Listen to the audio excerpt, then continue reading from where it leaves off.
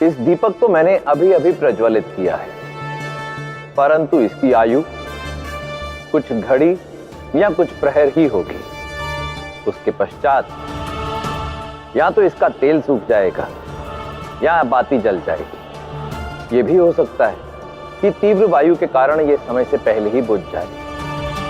अब ये आप पर निर्भर करता है कि आप इस दीपक की आयु को लेकर चिंतित रहते हैं या फिर इसी दीपक की सहायता से एक एक करके अन्य दिए प्रज्वलित करते हैं और ये सुनिश्चित करते हैं कि प्रकाश के अभाव में इस कक्ष में अंधकार नहीं होगा।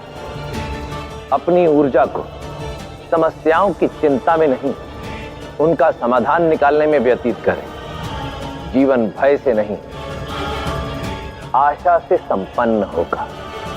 कुछ दिन पश्चात ये पौधा धरती में अपनी जड़ें फैलाने लगेगा और फिर इसमें सुंदर और सुगंधित पुष्प लगे। परंतु यदि किसी कारण से इसमें पुष्प नहीं लगे या लगने पर विकृत हो गए, तो क्या आप दोष पौधे की गुणवत्ता को देकर इसे धरती से उखाड़ फेंकेंगे या पहले उस मिट्टी का निरीक्षण करें जिसमें इस पौधे ने अपनी जड़ें फैलाई कि कहीं उसमें कोई कमी तो नहीं, कहीं उसमें दीमक या अन्य कोई कीट उपस्थित तो नहीं जो पौधे को हानि पहुंचा रहे हैं, या फिर उसमें जल और प्रकाश की अधिकता या कमी तो नहीं। इसी प्रकार जीवन में भी असफल होने पर उसका दोष किसी अन्य के माथे डाल देना उचित नहीं।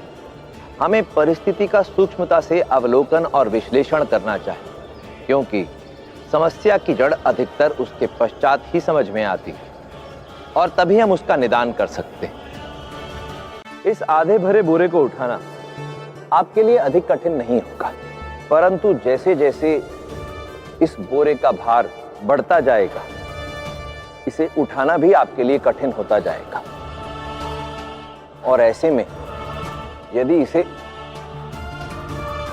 उठाने के लिए आपने किसी की सहायता नहीं ली, तो आप या तो इसके बोझ तले दब जाएंगे या चोटिल हो जाएंगे। और यदि दोनों में से कुछ भी नहीं हुआ, तो भी आपकी आगे बढ़ने की गति मंद पड़ जाएगी। श्रेष्ठ नेतृत्व वही कर सकता है जिसे इस बात का भली भांति बोध हो कि कर्तव्य का कितना भार उसे स्वयं उठाना है और कितना भार शेष सभी में वितरित करना है। स्मरण रहे, कार्यों और कर्तव्यों का उचित विभाजन और वितरण ही एक श्रेष्ठ और उत्कृष्ट नेतृत्वकर्ता की पहचान होती है।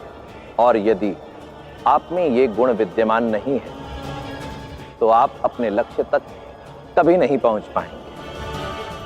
नीतियां मेरी, नियति आपकी।